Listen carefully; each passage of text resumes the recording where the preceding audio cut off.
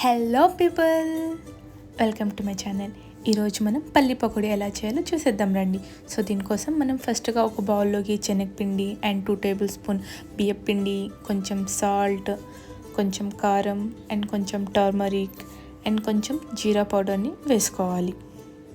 First మనం దీన్ని ఒకసారి స్పూన్తో కలుపుకొని దీని తర్వాత పల్లీల్ని దీనిలోకి వేసుకోవాలి. దాని తర్వాత కొంచెం నీళ్ళు వేసుకొని దీన్ని మనం మంచిగా కలుపుకోవాలన్నమాట.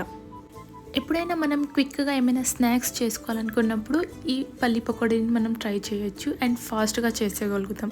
సో ఇప్పుడు మనం దీన్ని డీప్ ఫ్రై చేసుకోవాలన్నమాట. చూడండి, ఈ రెసిపీ ఎంత సింపుల్గా ఉందో అండ్ మీరు కూడా ఒకసారి ట్రై చేసి మీకు ఎలా వచ్చిందో కామెంట్ చేయండి.